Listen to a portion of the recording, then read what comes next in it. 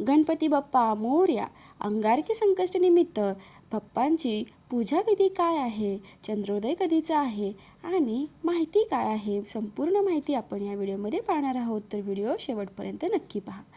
वैशाख महिन्यातील संकष्टी चतुर्थीची पूजाविधी, चंद्रोदयाची वेळ सर्व काही पाहूया. 5 की 6 मेला अंगारकी संकष्टी चतुर्थी असणार व शुभ वेळ, चंद्रोदयाची वेळ या सगळ्या गोष्टी आपण पुढे जाणून घेणार आहोत. अंगारकी संकष्टी चतुर्थी कधी आहे? भगवान गणेशाला समर्पित संकष्टी चतुर्थीला हिंदू धर्मात विशेष महत्त्व आहे. मे 2026 मध्ये येणारी अंगारकी संकष्टी चतुर्थीमुळे याचे महत्त्व आणखी वाढते. या दिवशी उपवास आणि पूजा केल्याने जीवनातील आव्हाने दूर होतात अशी मान्यता आहे.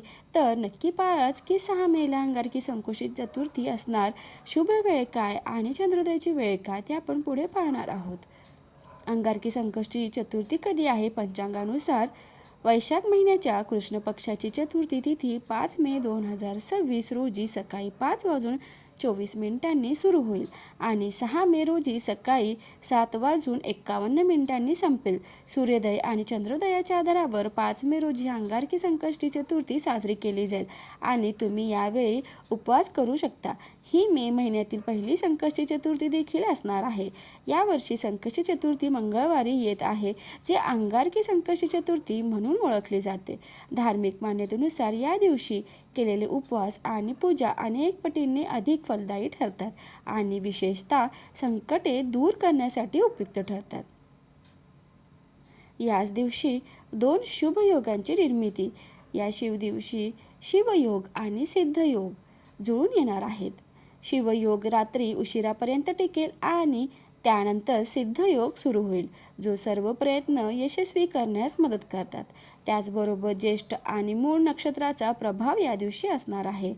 पूजा आणि उपवासासाठी शुभ वेळ सकाळी ब्रह्ममुहूर्त सकाळी 4:12 ते 4:55 स्नान करून उपवास करू शकतात. गणेश पूजेसाठी सर्वोत्तम वेळ सकाळी 8:58 ते दुपारी 1:58 असणार आहे. या काळात लाभ आणि अमृत मुहूर्त देखील तयार होत असतात, जे पूजेसाठी शुभ मानले जातात. दुपारी अभिजित मुहूर्त देखील उपलब्ध आहे. चंद्रोदयाची वेळ. संकष्टी चतुर्थीच्या दिवशी चंद्र दर्शन करणे आणि चंद्राला अर्घ्य देणे खूप महत्त्वाचे मानले जाते. 5 मे रोजी चंद्र रात्री 10:35 चंद्र दिसेल आणि दुसऱ्या दिवशी सकाळी 7:39 मावळेल. चंद्रदर्शनानंतरच उपवास पूर्ण झाल्याचे मानले जाते.